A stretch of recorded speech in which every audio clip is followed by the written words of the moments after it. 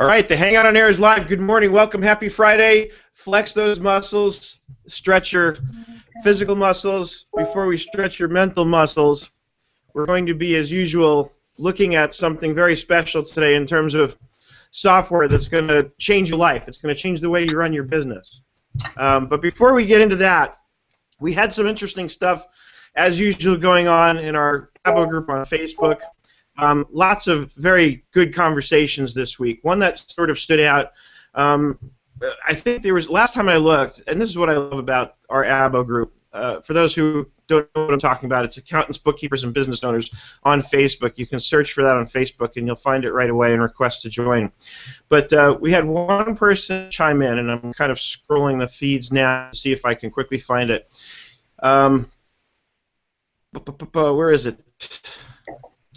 It was a thread-based. The essence of it was that she had a long-time client who she's trying to raise her rates. It's been a long time. This is one of her first clients, and the client was giving her pushback on raising the rates.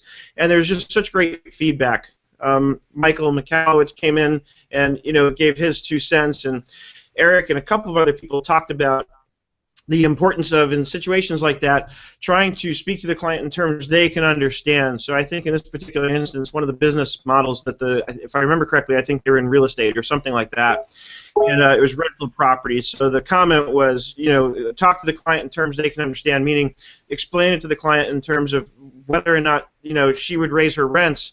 When a tenant moves out, you'd want to raise your rent to bring it up to market, right? So when the tenant's still living in there, you're limited, at least in the state of California, I know you are. You can only raise the rents like 5% each year or something like that. But when the tenant moves out, you can raise right to whatever the market is, which is always interesting to me because I always felt like that gives me incentive to want to get my tenants to want to move out so I can keep my rents up with market. So I never really understood the logic behind that. I mean, I understand it, but I think in the long run, it probably hurts more than helps for the reason I just explained. Anyway, so that was one of the pieces of feedback that I thought was very valuable. Eric talked about that in a more generic context, that you talk to them about whatever services they offer and what they charge, and you kind of appeal to them on a level they can understand. I came in and said, you know what, based on my experience, and I've said this more and more and more because I've seen it work more and more and more every time I do it. If you really want your clients to understand the value of what you're doing as an accounting or bookkeeping professional, schedule a 1 or 1.5 hour appointment with them to get in remotely with them, have them share their screen or you share yours, whoever's got the accounting file in front of them, and go through that balance sheet line by line. Go through the profit and loss line by line. I have literally had multiple instances where I had clients who were balking at my rates, and after going through that process with them, there was no longer any question about the value of what I was offering. And they just go from skeptical to it's worth every penny, and then some. So that, to me, is the ultimate solution. And frankly, after that, if they don't see the value, then it's time probably to consider that it's time to move on. Help them find somebody to take your place, and just explain, hey, my business is growing, and I can no longer afford to work at these rates that I've been working with you at for however many years it's been. So, what do you guys think? Let me let you guys unmute and chime in on this. Silence.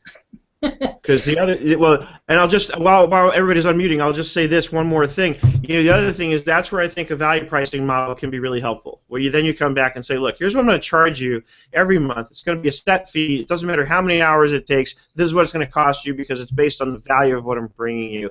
And oftentimes that can, there's a whole different perception. The client will say, okay, that's great. At least I have the predictability.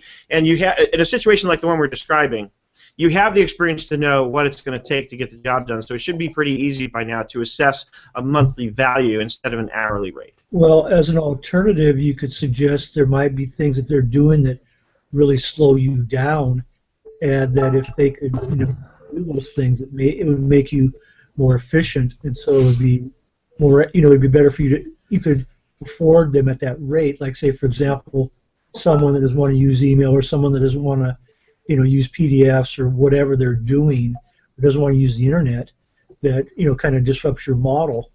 That maybe if you really want to keep them, that you could say, well, as an alternative, this would make my life easier, and I could keep the same rates, but I guess that's a case-by-case basis.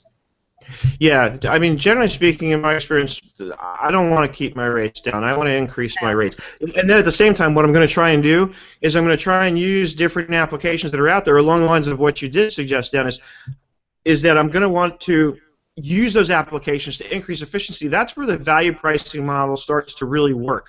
Right. Because I'm going to use different products to increase my efficiency so that while I'm getting paid the same amount every month, I'm getting more and more efficient, so I'm getting more done in less time, and then I can take on that many more jobs at similar flat rate pricing models, so that that's where I can really raise the level of the annuity, so to speak. That's what I love about the value pricing model, is you're building annuities. I don't want to become more efficient to save the client. I want to become more efficient, more valuable to the client, and there's only so many hours in the day to work. So, as we, back when I first started, we were writing up clients in big black books. It would take us days to write up a month. And people were paying, back. I remember a client $2,500 for us to write up their simple books, and through the years, we can do it in 2 hours. So do you keep charging less and less and less and less as you become efficient? No. Or do you find more of a fair? Yeah. So Right, and that's the idea of value pricing is I should get rewarded for getting better at my job. Absolutely. Well, your effective realization goes up as you become more efficient. Mm-hmm. Right. And I think it's important to try and talk to the client at their level, because they've become comfortable over the years with what they've gotten from you. Mm-hmm. And I don't think that they do understand your value, but you have to explain it in their eyes and their terms that they can understand. Yeah, the only thing I think you have to be careful about there, though, is sometimes it's very easy to come across like you're being snarky with them when you try and do that. So you got to be, I think, Not careful. No, never, not me. Oh, snarky accountants. Oh, Yeah, but by this time you should have a relationship with them. If it's been years and years, they should know you, and they either trust you or they don't. And if they don't, then it is time to move on, really and truly. Mm-hmm. Yeah, that's true. They should know that I'm snarky by now. Or your relationship is with the wrong person. I've had that happen where I've worked with an office manager for so many years, and the relationship worked, and I've lost touch with the real owner or the real, So then something happens, and they don't realize the value of what you're doing. Or many times, my job makes their job look better. Because we're always fixing, and they're getting promoted up above their level. And if you don't have a relationship with management, they think their staff is doing fantastic, and they don't realize that you're the one who's really coming in and finishing and correcting. And, I have a friend who basically uses it as a tool to get rid of clients, or at least make bad clients more palatable, and just raise the rates until their PETA factor is offset by what you're getting for them. I love the way you put that. The PETA factor. That has to go on that another thread we had on ABO, where accounting and audit terms that really turn you on. It started with subsequent events testing, so I think we need to add the PETA factor to that. Yes, I agree. I used to do a PETA factor, and I don't know, maybe it's my old, I've been doing this for 30 years. I don't have any patience anymore. I'm just honest. This, no longer a service I can provide. And Dennis, you just reminded me, earlier this week also, we had one of our own, Tina Kritzer, who is in ABO, suggesting that she's interested in learning more about the forensic accounting field. So Dennis, I know that you have a lot of experience. You're a certified fraud examiner, aren't you? Yeah, in fact, I reached out to her. I saw the thread, and I contacted a colleague of mine who's a CFE, and arranged for them to have a discussion. So, and my colleague's background pretty well syncs with Tina's, in the sense that my friend was basically a bookkeeper, wrote a book on how to start an in-house bookkeeping business, and then she sort of branched off into forensic accounting. So I put her in contact with her, and I saw that Tina had followed up with an email. So hopefully they'll get some, she could become a mentor to Tina. So I did reach out. That's awesome. Good. Thank you so much for doing that. One of the benefits of being an ABO member Yes, is that we have a lot of people with a very diverse range of experience in many different things. I don't want to delay too much before getting into the topic of the week, but I think it goes hand in hand with the conversation about value pricing and how to get more efficient at what you're doing so that you can increase the value, A, of what you're offering to the clients, but also increase your efficiency. The whole idea is to value price, so you have that annuity going on every month, and then you get more efficient at your job, so you're grinding the job down to something that you can support very easily for the amount of money that you're getting paid every month. And with that, I want to bring up a perfect example of just such an application that helps us do that and helps us do it really well. And that brings me to our guest for this week, which is Jamie Shulman. Jamie, don't forget to unmute. Jamie is here with Hubdoc, and he's going to be talking about how Hubdoc is going to change your life forever. I like that intro. Thanks, Seth. I appreciate it. I wore my Pi Day once in a century shirt today in your honor, Seth. Oh, that's awesome. I love that. Now, for bonus points, can anyone tell us what number is represented by the pi symbol? If you can remember that from your algebra days, post it in the thread right on Google Plus where you may be watching this. No, and I don't know, we'll send you something, a T-shirt, or maybe I'll send you a zero blue ball or something. He has to take it off to read it. Well, exactly. Also, but he was prepared with the Hubdoc shirt. I like that. I was getting worried there for a half a second. Well, needless to say, that our marketing team would not be happy if I wasn't wearing a Hubdoc shirt. But I thought that was fun because it's Nerd Enterprises. I thought I would wear that to start off. I love that. Well, thanks for having me. And I'm taking it you can hear me okay. I tried different headsets, but this seems to be the best. Yep, you sound great, and I'm glad you have your green screen so we can put any background we want behind you later on. Exactly. It could be the beach where you're going to be able to go, given all the time we're going to save, you guys. It's interesting, Seth, just to start off on your question about value and pricing. I think somebody asked, do you have to lower your price if you're saving more time, if you're being more efficient? And we have an interesting example here. We're a small business. And I'll get into this in a minute, but my partner and I had a previous business, but we have the same bookkeeper that we work with. And what we found is they get paid the same as they did before we got all efficient, but now that we use cloud accounting software plus Hubdoc plus a couple of other tools, it saves a bunch of time for us as clients as well as them, but it really allows us to focus on, the table stakes, financial items like our P&L and cash flow and even government grants that are available. Our conversations with our bookkeeper are much more at a higher kind of advisory level than, hey Jamie, you forgot to send me your monthly, the bank statement, or what was that $2,000 you spent at Staples and things? I need to capitalize it or not. So it's interesting. We might be paying a bit more for bookkeeping, yet the bookkeeper is definitely spending less time, and that's fine. It's a more higher value sort of advisory type service we're getting. Anyways, for what it's worth, I thought I'd mention that. So to start off, I I've talked to some of you, certainly not all. I thought it might be useful. It's not telling me if I shouldn't have just give a little bit of background to set the table contextually to how Hubdoc came about and what we are. Would that be all right? Yeah, that's great. Okay, great. I should get out of the way a confession that I'm an attorney. Don't hold it against me. Sorry, hang on over. Also on waivers. So I used to practice law advising technology companies. I lived in San Francisco for a number of years and moved back to Toronto about 10 years ago to be near family, candidly. And I caught up with an old friend, another Jamie McDonald. And he and I started a software business together. This is about 9 years ago. And we grew the business to about 30 employees and a lot of customers and revenue. We ultimately sold the business. And so it was quite a quick growth curve over those 3.5 years.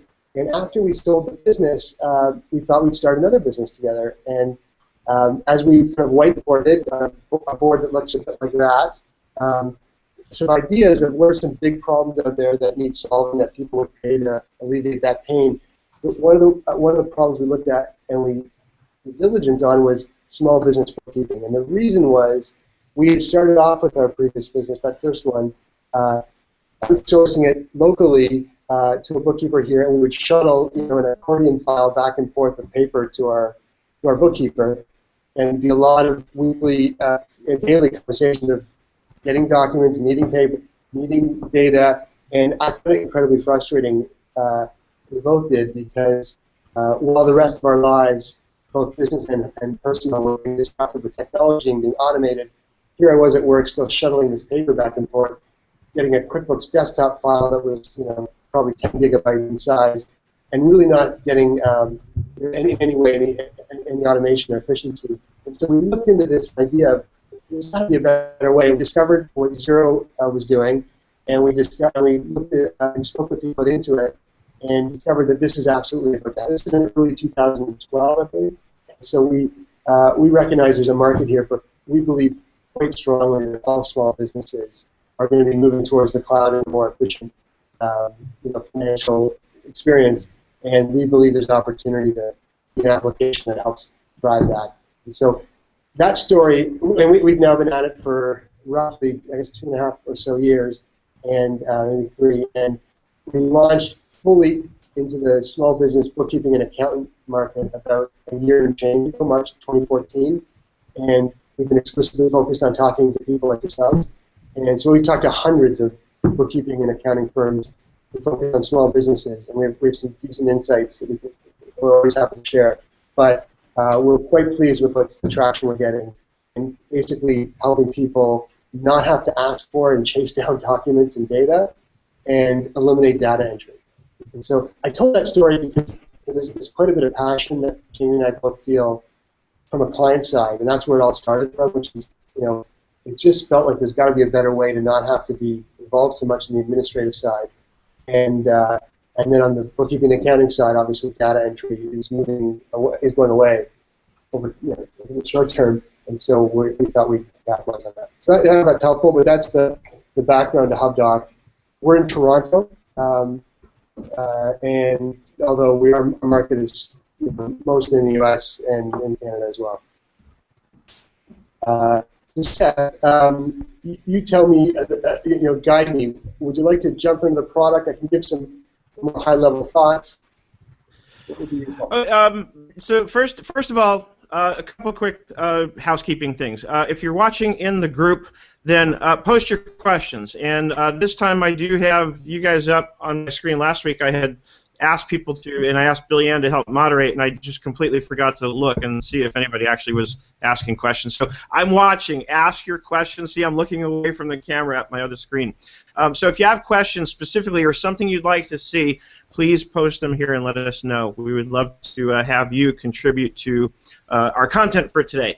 And with that, Jamie, I think probably a good way to start is to start with just a high-level overview. Share your screen and kind of show us what Hubdoc does. And I'm sure that'll stimulate some questions so that we can go deeper into things. But I think one of the most common. Well, actually, let me back up a second. The typical use case for Hubdoc for an accountant or bookkeeper is, I'm guessing, and correct me if I'm wrong, that I have a document of some sort and I need to get it into a format that I can use in my accounting software, right? Like I've got an invoice and I need to get that invoice in, but all I've got is a PDF, or somebody sent me a piece of paper and I need to scan it. I mean, tell me, is that about where we're starting? When, if not that, what would be the initial trigger that you would think of that would typically get somebody to say, hey, you know what, let's pull up Hubdoc, we need this? Yeah, I mean, so we talk to accountants and bookkeepers across the continuum of, let's say, tech savviness, if that's a term. And I think the starting point is most people, we hear from most, if not all, that there's a pain point around client responsiveness and obtaining the right documents and data from the client on a regular basis, and relying on the client in order to do their work. So and that comes up in ways like not being able to work on a client if it's 11 o'clock now and I want to start working on client X. And you go to work on it, you realize they haven't sent their bank statements or they have questions for them. So one is emailing out to get questions answered. So the first place would be, I think, just the reliance on clients and having to work to their timing. And so one can, by eliminating having to ask a bunch of questions and administrative work with a client. One can, one can work more on their time or schedule, not to mention produce financials in a more timely way. That would be something that jumps into my mind. And then the second one, alongside that, is this notion of just running a more efficient practice, because I think there's a sense that data entry and doing more administrative work has a price point, perhaps, whether it's perceived or real. And while something as straightforward as looking at a P&L, like an income statement or a balance sheet, and giving guidance around cash flow, etc., those are more highly valued services. And so I think it also allows them to kind of grow and scale in more an advisory practice. So we often hear from people saying, I'm trying to move my practice from being more record keeping of document and paper and more towards giving advice and financials. I think that's where people jump in, it seems. Not to mention more practical considerations like Intuit and others there's a movement to the cloud, and so we're kind of riding that way as well. It's just there are a lot of people understanding that there is a more automated way to do things. Right. Okay. And by the way, so far, Billy Ann Grigg, our own from School of Bookkeeping, Team SOB, it had the correct answer, which reminds me, I almost forgot, and this is very, very important because I do this every week just about. And so before I go on, I need to, where did it go? I need to remind you all, actually, who Team SOB is. So I'm going to bring it up on my screen and share my screen real quick, and then we're going to jump back to you, Jamie, and have you share your screen and start showing us what Hubdoc looks like and how it works. But just very quickly, Billy Ann got the answer right about Pi. She did admit to cheating, and she Googled it. You can also go into Microsoft Excel as another way of cheating, and if you type equals Pi right here, you can see my formula, and then open and close parentheses, you will get the result of what pi equals. And you'll see that she was right. It's 3.141593. Mariette, I may have misunderstood what you were saying if you're still out there listening. I thought you were saying that pi was the square root of 5. I'm pretty sure you know that's not correct. The square root of 5 is 2.23. I checked that with a different formula using the square root formula in Excel. So who are Team SOB? Team SOB are these 5 people here who handle our chats every single day at 12 noon. So we have Katie on Monday, we have Mariette on Tuesdays, we have Jay, who's here with us live right now, on Wednesdays, we have Billy Ann herself on Thursdays, and Fridays, later today at 12 noon Pacific, we have Joanne. So these are our amazing staff at School of Bookkeeping, our Team SOB, if you will, who are standing by live every day at 12 noon to answer questions of our students. It's only available to students of schoolofbookkeeping.com. So I just want to take that moment to thank you guys for helping us out so much, for fun and for free, to offer this service to our students at School of Bookkeeping. Thank you guys. All right, and so Jamie, with that, we'll bring it back to you. If you want to share your screen, and I will share mine. And then you can give us a look at what Hubdoc looks like. So, up on your top left there, you'll see the little green screen. Yeah, and I'm just spending a second trying to turn off any notifications. So hopefully we won't be disturbed by that. Great. But I should say, Seth, I'm seeing your screen. If I just grab mine, that should. I'm sorry? Let me know if you. There we are. We can see. Yeah, we see Hubdoc now. Oh, super. Okay, great. So you can see just from our website here, all the key financial documents in one place automatically. No more data entry. Stop chasing bills and statements. Sync to your accounting. One thing that seems to resonate with advisors when we say it is, imagine never having to ask for a document again from your client. And that's the type of place we can get people to. Let me log in. I'm going to hit the login button here.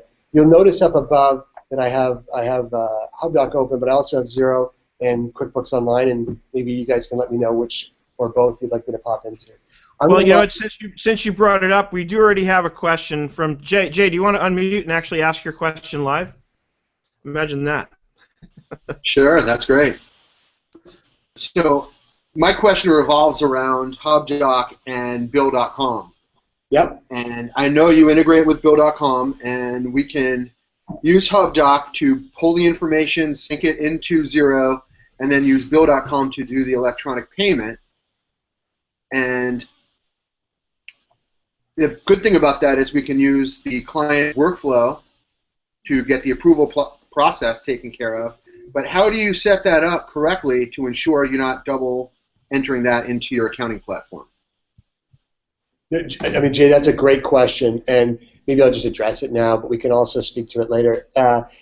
That question, stepping back from it first, is that as bookkeepers and accountants start to use more apps, with a cloud accounting platform like QuickBooks Online or Xero, there's an important concern or important thought around, you want to make sure there aren't duplicative entries inside the accounting platforms, or maybe you're missing an entry. So that concept of workflow to make sure they're working well together is critical and very important, and not in a scary way, but it's just important to think about it. So I'll start by saying at a high level, we have a team that's dedicated to making sure that you guys would understand that how apps work together is part of our onboarding, and we make sure that we have the education in place to help you understand that as you start to use Hubdoc, if you're also using Bill.com as an example, we have we call it a concierge service where we can help you make sure that things like duplicates don't happen. Specifically with Bill.com, what I can say is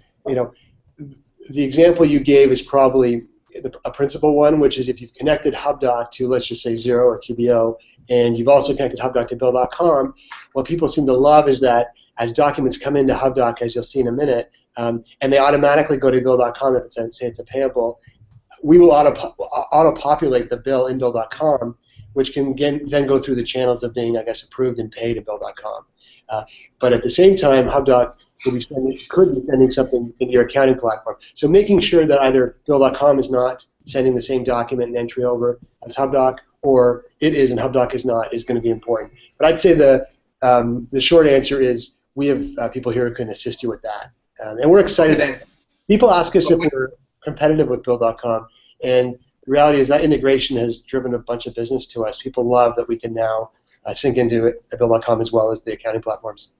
So what you said, I'm sorry. Let me interrupt real quick because I want to bring up an important point about that. Because a lot of times people will say things like that, oh, you guys are competitive with Bill.com, and of course, there's no stupid question. So I want to be clear about that before I say what I'm about to say. But I think it's important that we recognize when somebody makes a comment like that or asks a question like that, it sort of makes it clear that they don't really understand these applications, and I think it's important to understand these applications.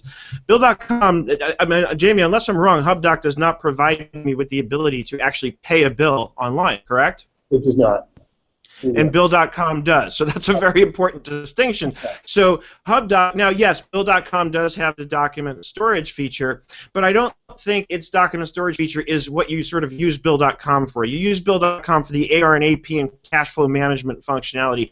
Hubdoc is what you'll want to use for the actual management of the documents themselves. Yeah. Sorry, I just thought that was an important clarification. Yeah. So why don't I jump in, and you'll see here you can log in with your Intuit credentials or your Hubdoc credentials. I'm going to log in, and let me know if you see a white screen with my where I manage my clients. You see that? I see Bart's Bikes and Duff Stadium.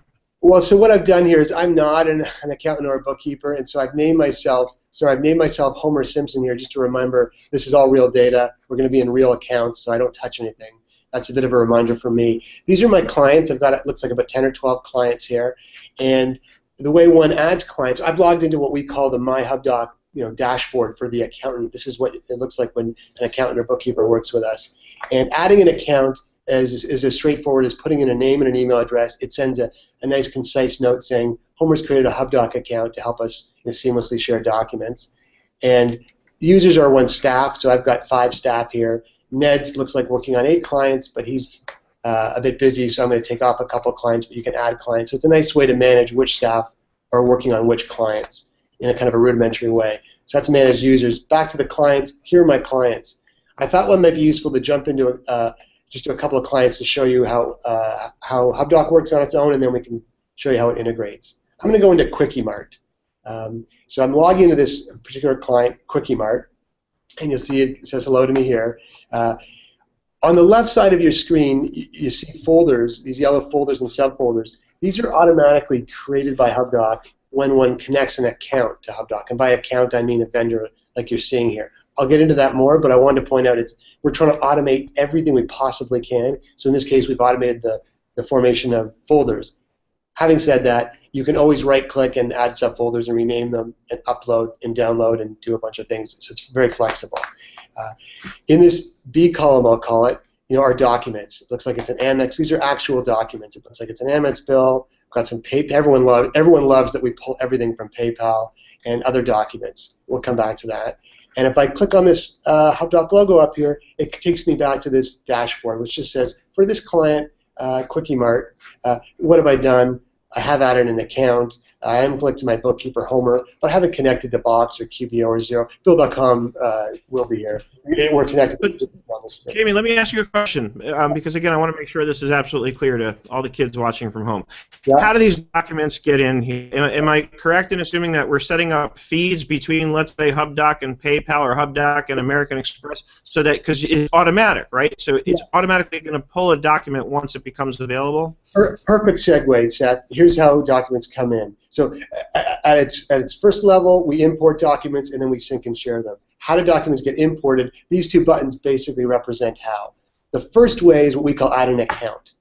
So I'm going to click on an account. It is here that you can search for anything. It could be A&T, T&T, you want us to grab those bills, or Wells Fargo, or even ADP to get your payroll reports, or maybe you're using Zen Payroll, etc. We fetch anything from anywhere. If we haven't already built a connection to it, then we will build a connection to it. But let me show you what it looks like. I'm going to choose a couple popular companies because I have accounts with them. You're going to see a lot of my personal data. Please just don't laugh at my spending. When I add this TD account here, TD bank account, what it's doing is it logs in on behalf of those credentials. It identifies how many accounts are there. In my case, I think I have 7 or 8 accounts.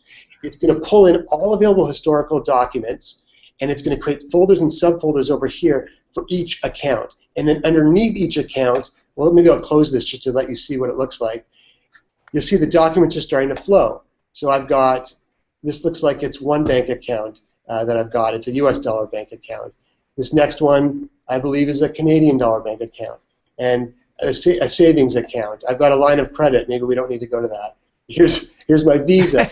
So what you see here is folders and subfolders have been created here, and the documents are being pulled in. Now we pull in what's available at the website today when you first add it. So that's why people jump in and add these immediately. It's typically about a year or two's worth at banks, and other vendors have more. Like Amazon goes back, I think, 5 years.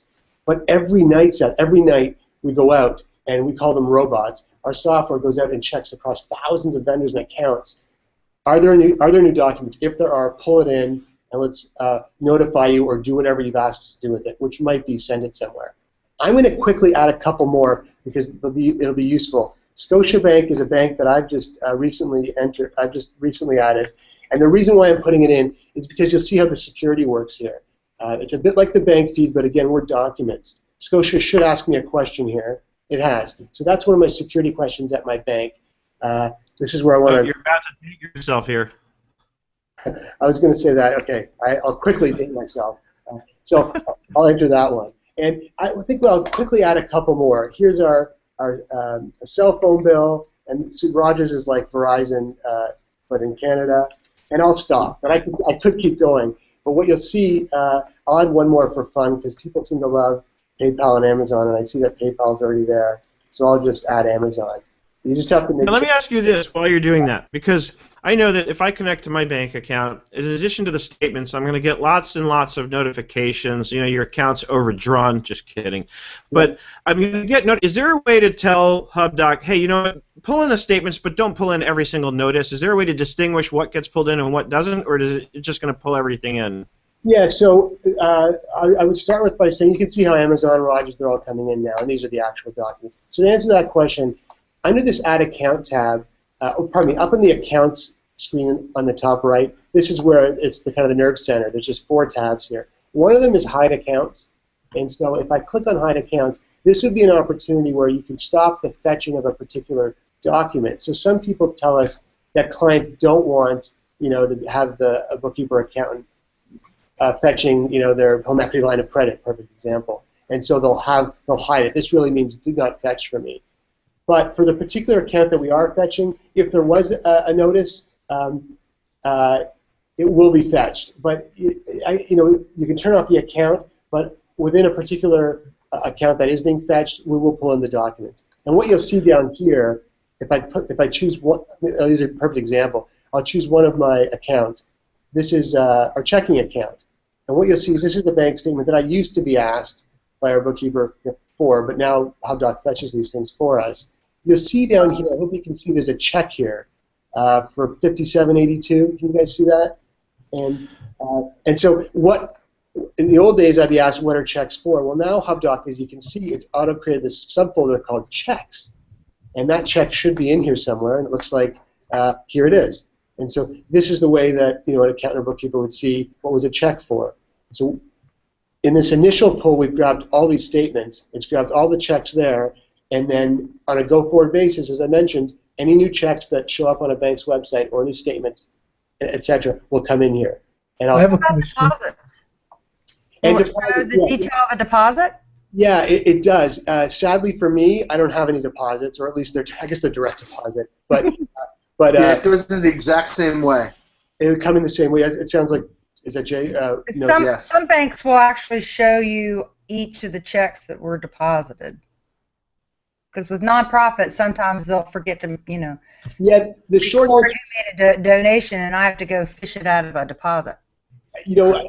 We do whatever is available on the bank. It goes bank by bank, but I've seen cases where there are just a pile of deposits that come in, and that's when the bookkeepers just start adding more clients because it saves them a ton of time. I have a question. Clients can come into Hubdoc and see the same folders if they need to look something up. I'm sorry, could you say that again? I Can apologize. the client come in and see these folders in Hubdoc and look up their own things if they need to? It's a great question. Yes, they can. Along with the subscription to Hubdoc comes an unlimited number of, we call them collaborators, but are users. So it could be the client, several people with the client. It could be any of your colleagues. But yes, they would look at the exact same thing you're seeing. And you know what, Jamie, that brings up a question that Maya had asked in the on the Google Plus page. She says, "Are we requesting credentials from our?" Wait, the feed is moving too fast. Are we requesting credentials from our clients once, and then we have access to their bank accounts, credit card, and all other vendor accounts, or are they going in and in other words, if we're using this on behalf of our client, are we able to have? Because some clients may not want to give us their login information. Are they able to come in here and add the account without us seeing that information, so that they can control the feeds?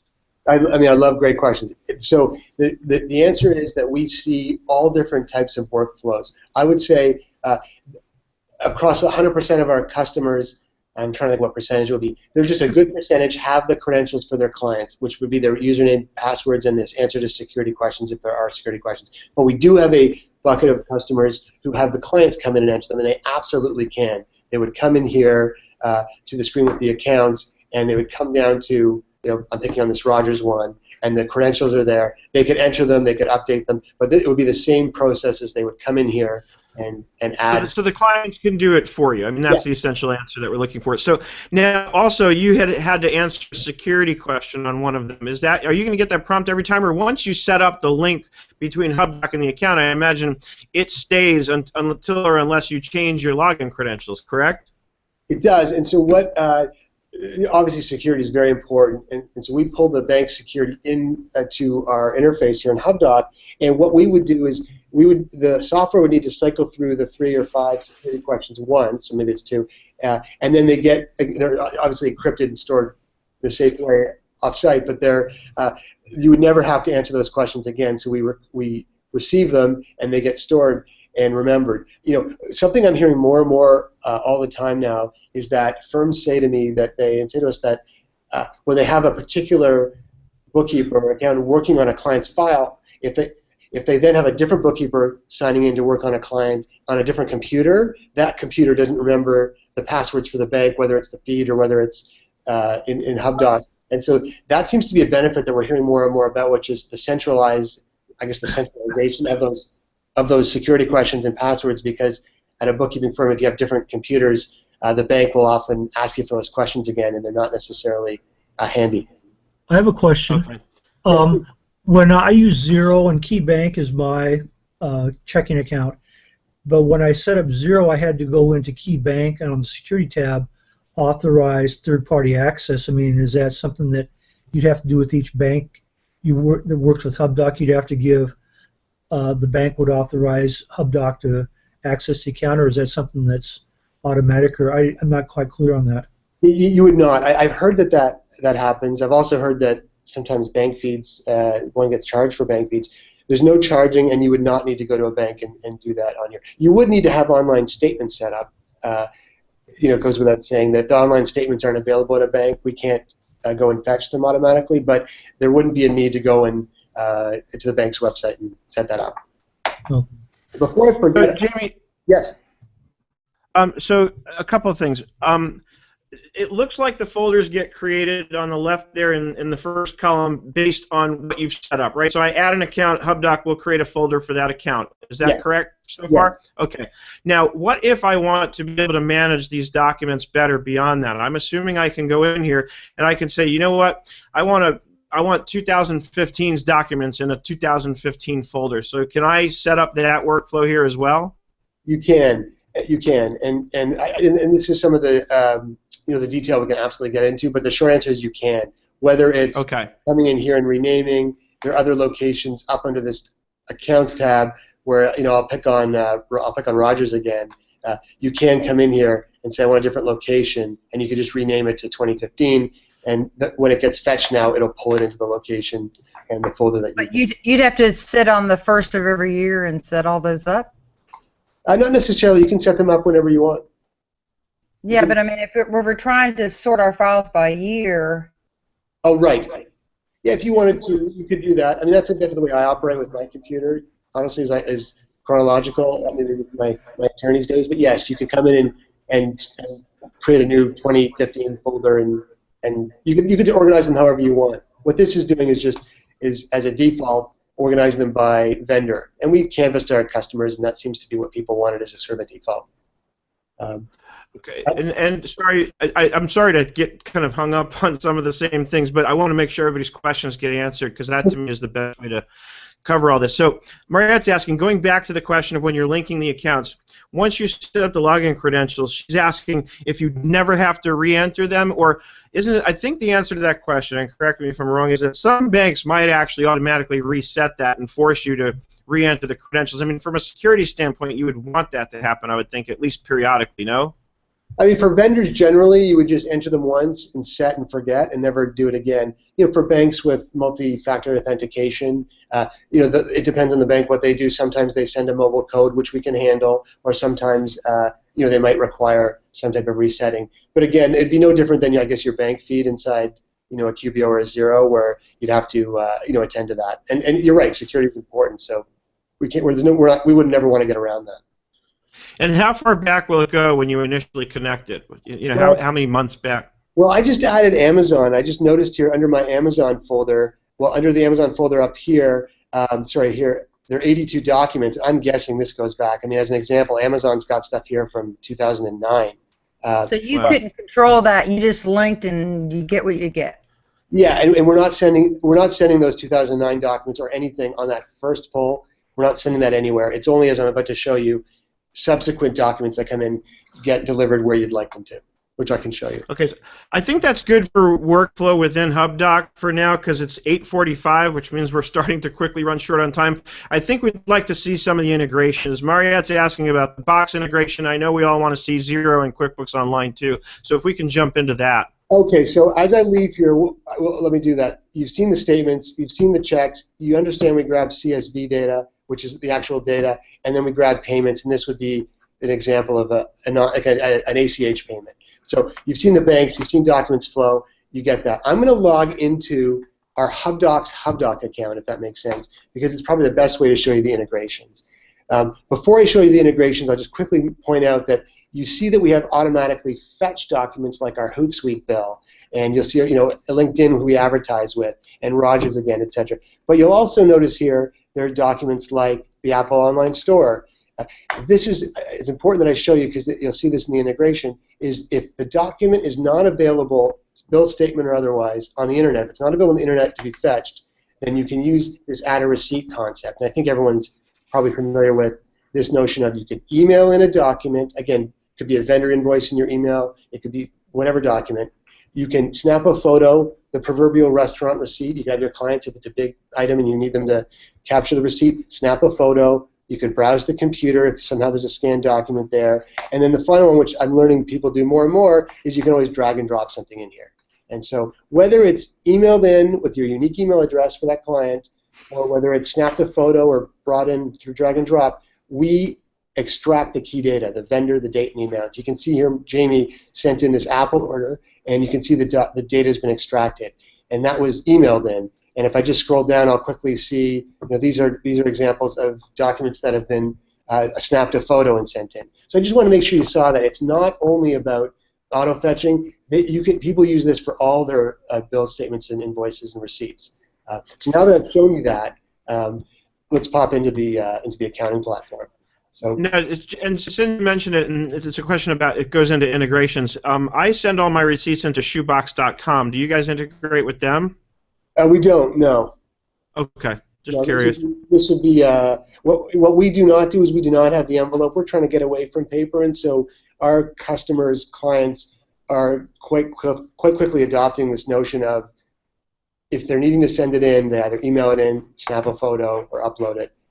Or have us. The ideal is have us magically fetch it. You'll see that we're a technology company. You'll see here we have about 30 connections. I mean that's a lot, which means there are 30 vendors no one is having to go to fetch because it's being auto fetched by our software, and then we send in these one-off Apple Online Store documents. Coming back to this Hubdoc screen, you can see we are connected to QBO, to Box, to Xero, and so let me show you. I'll start with QPO. I was logged in, but I'm not logged in. Let me put in the right password. That's always helpful. It looks like it's taking me right to my credit card. So I'm on my credit card here. The first thing to show is when these documents come in, if they're connected to QBO, as I am, also connected to Xero, and Xero's over here, these documents that come in get automatically delivered in the background. Vendor date and amount, the key data, along with the document, and an entry is created inside of the accounting platform with the document attached. So maybe I'll just start with Xero quickly because that happens to be what we use.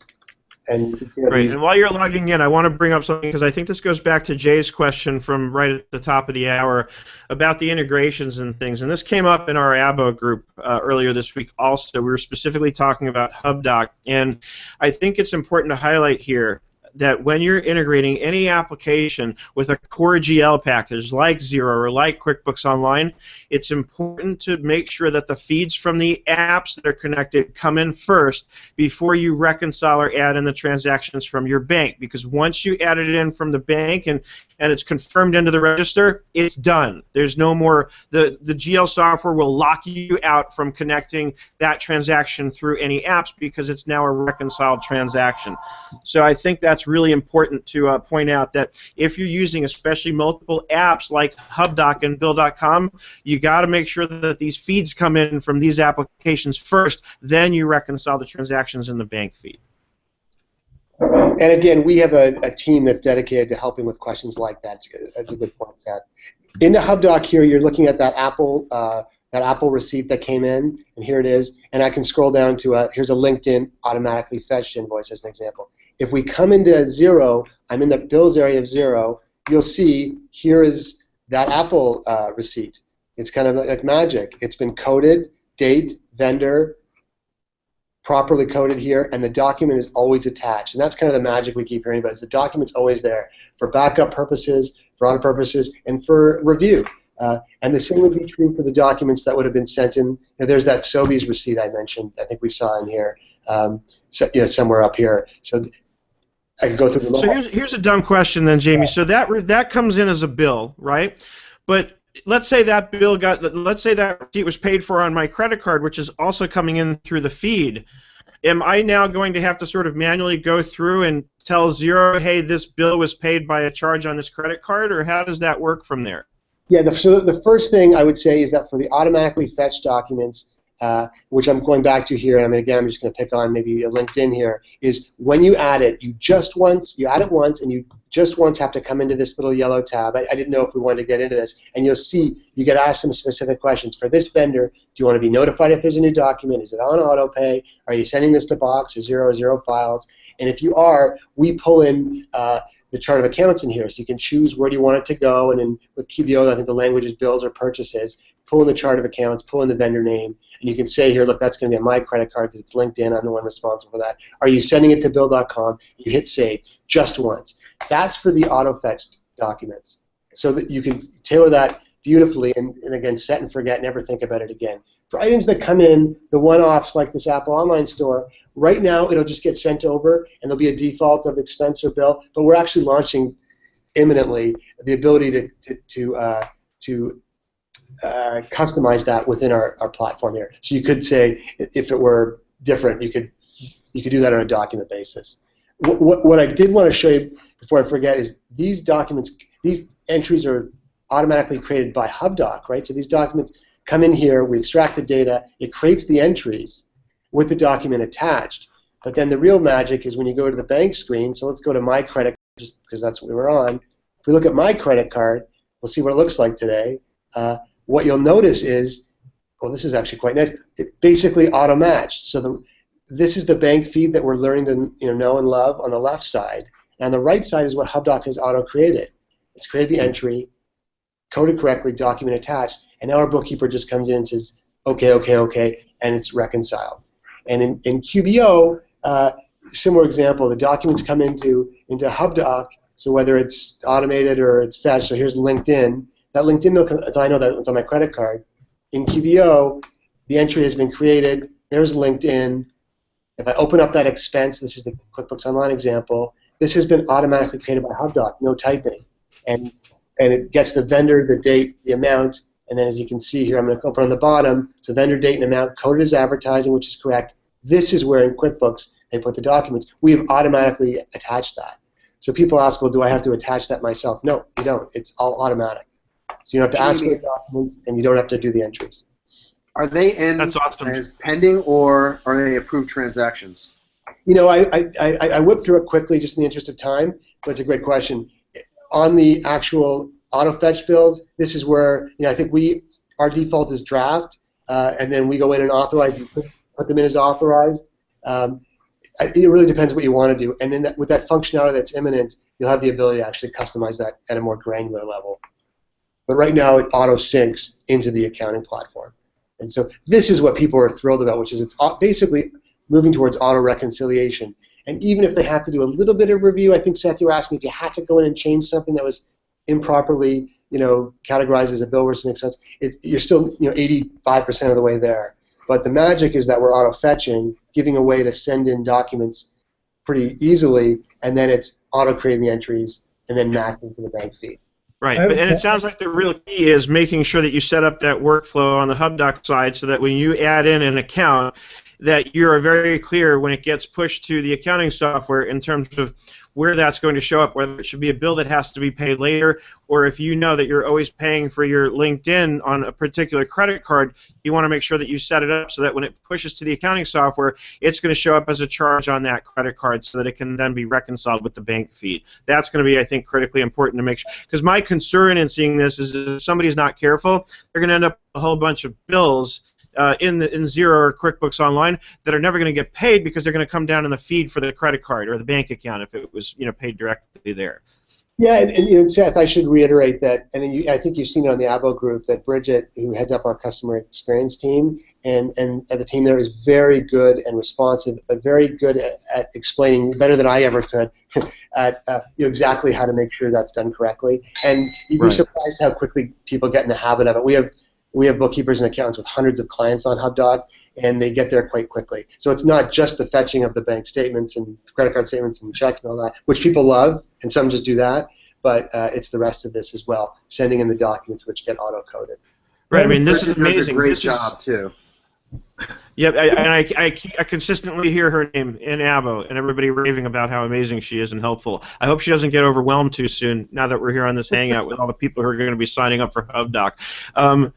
And it's already been mentioned in the feed, Jamie, that we definitely want to have you guys back because there's a lot to see here. Like, I'd like to go through that setup part more slowly in another hangout, just because I know, I want to make sure it's really, really clear how that works and how that gets set up. But this is what we're talking about. This is what we're talking about, how we were going from near zero data entry to practically zero data entry, because if for everybody who's been watching, if you're paying attention, what's going to happen here is the information is going to be automatically pulled into Hubdoc, so the documents are going to get organized. And Mariette's mentioning something that's also on my mind, but we sort of covered this, that you can set up the folder workflow, because I know on my end, when I have folders set up for documents, I have kind of a detailed structure that I like to keep so that it's easy to find something when I need to later, if I need to. So that's going to become important. But most importantly here, I think, is, like you just pointed out, Jamie, that you're getting to a place where there's almost no bookkeeping, actual data entry to be done. Maybe a little bit of massaging, maybe a little bit of review to make sure things did go to the right place.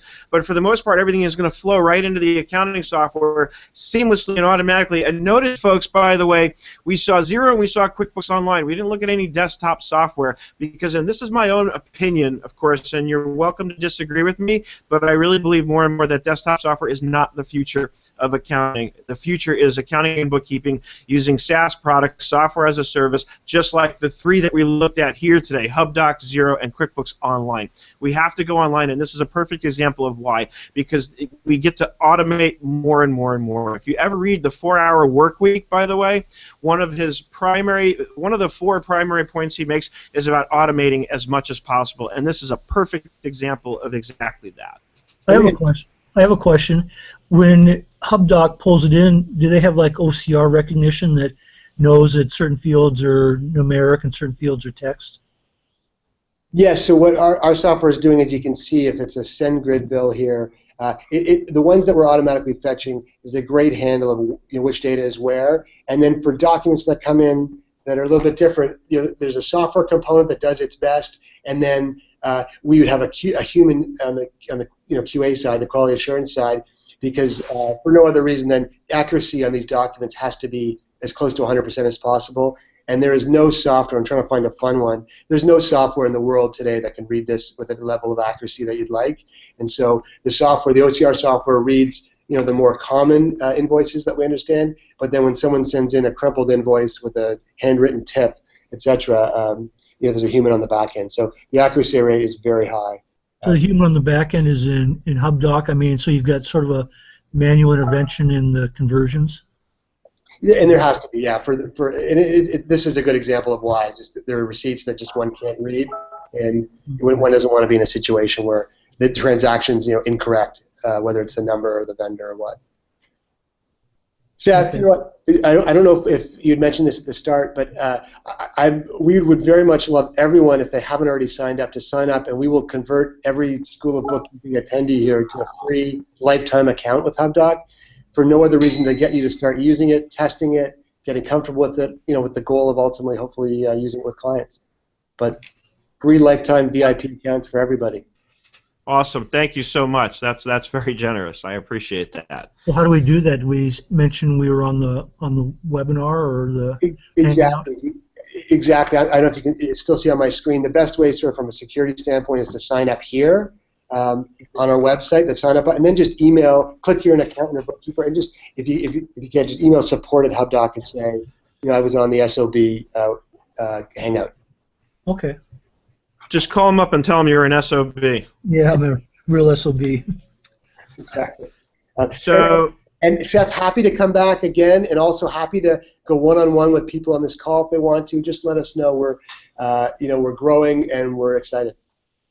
I think we definitely need to have you back, because I think there's a lot to see and understand, and I think it's really powerful. I mean, I think your product is a perfect example of the kinds of products that we're seeing out there that are really taking us into the future of how to set up and run a bookkeeping or accounting practice in the cloud in the future, and based on this whole concept. Because going back to what I started off talking about today, and it wasn't by accident, I brought up that topic on purpose because it came up in ABO this week and because it was a perfect fit for this discussion. Imagine how much more efficient you will get at getting the bank accounts and credit card accounts reconciled when all this is happening automatically, and you're going to bill by the hour. You're out of your you-know-what mind if you're going to do that when you have this kind of power at your fingertips. So, with that said, Jamie, I really appreciate you taking the time to show us this. Everybody, if you're in the ABO group and Facebook, both Jamies, there's two Jamies, there's Shulman and McDonald. So we've got Jews and Irish, right? We got it all. So, but the point is, these guys are very accessible. They're very responsive. They'll get in on the feed. They'll answer your question. And so get in there. And as you've heard, Bridget, who's there at Hubdoc, is also amazing. Hello? Hello. Hello. Yeah. So I went back here to just personally wave and say thank you to everybody. Yes, please do. So just take you. your screen sharing off. And I actually turned my screen sharing on because I have something to just shamelessly promote real quick, which is that if you haven't already, sign up for my webinar. It's today at 12 noon. We're going to do a deep dive on inventory, QuickBooks Enterprise Solutions with advanced inventory. We're going to look at how to deal with negative inventory. We're going to look at how to deal with pretty much every aspect of inventory on the accounting side. Mariette has given us some great suggestions, which I'm going to address some of them. Sorry, Mariette, not all of them. Some of her suggestions were based more on an operational kind of workflow than on a transactional one, and I want to focus on the accounting and what goes on behind the scenes. So if you haven't already, come over to schoolofanswers.com, click over there on live events, and it's not too late. You can still sign up and get in, and we'll see you there later today. So that's my shameless plug for the day. So back to you, Jamie. Thank you so much for coming out. And anybody have any real quick, last-minute, burning desire type questions? Come back. Looking forward to seeing you in a week or two in Denver, Jamie. Real quick, is the Hubdoc account per client? Yes, it is per client. Okay. And there are discounts for accountants and bookkeepers as they add more clients. The pricing comes down. Awesome. Thank you. And we will be at ZeroCon, Scaling New Heights, and PS Tech Plus, and you name it. But ZeroCon and Scaling New Heights, if you're there, please come by our booth. Looking forward to it. All right, excellent. Take my screen sharing off. And that's it, my friends. So go sign up for Hubdoc. Make sure you check off that you're an accountant. Make sure you reach out to these guys and let them know that you're an SOB. Thanks, Dad. Have a nice weekend. Thank you, Jamie. See you all. Thank All right. you. And we'll be back next week with QBox with some really cool new functionality on QBox. So we'll see you next Friday. All right. Okay, see you. Bye-bye.